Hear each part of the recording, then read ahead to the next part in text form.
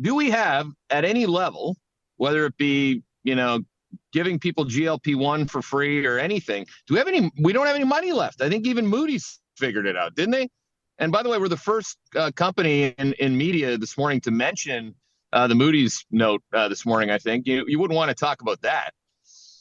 Yeah. I mean, look, the CDS and the U.S. government is steadily trending higher. It has been since July. Now it's starting to accelerate to the upside. It's sitting at 56 basis points, up from about 33 or so back in late July. So, really? Obviously, was that last? Did it jump this morning again on like Moody's? To be clear, for those of you that are new to this, I mean, we downgraded the U.S. debt a long time ago. I mean, it's just that, when Moody's even has to do it, it's pretty obvious. Even the government should figure it out, even though Biden's immediate, response is, I disagree. Yeah. I mean, did it jump on it?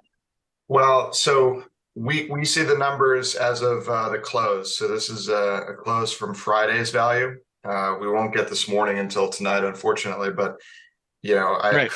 I find it hard to imagine that it didn't move on that, right? So, obviously the shutdown risk here is real. It's I think everybody in markets is getting kind of numb to it just because it's sort of coming up so frequently over and over again here. Obviously, JT's been covering it extremely well, and hear what he has to say this morning when he's on, but yeah, I mean, it's kind of a mess, and I'm not surprised that Moody's is basically remember it's two things when it comes to debt. It's the ability to pay, but it's also the willingness to pay.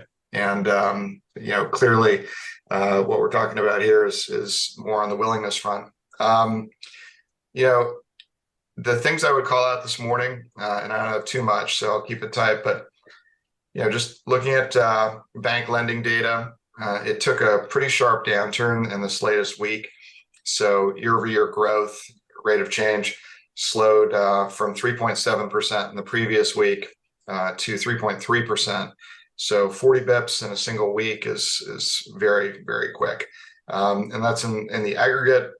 Looking across the different categories, you've now got C&I lending outright negative. Year over year, it's down 0.5%. You've got commercial real estate lending slowed down to 5.8% growth. That's down from 6.3 4 weeks ago. And on the consumer side, both credit card and auto lending are slowing down very swiftly. So credit card down to 9.6 from 10.1 just in the most recent week. And auto has moved down to negative 4.1, so actually lower year over year by 4.1 from 3.8.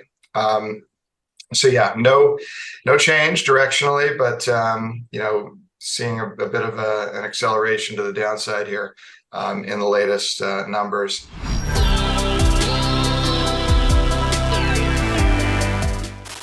Hey there, Hedgeye Nation, or if you're not part of Hedgeye Nation, thanks for watching Hedgeye on YouTube. If you haven't already, make sure to click on the button below there. Subscribe to our YouTube page. You can also follow the link in the description to our website to get even more great investing content.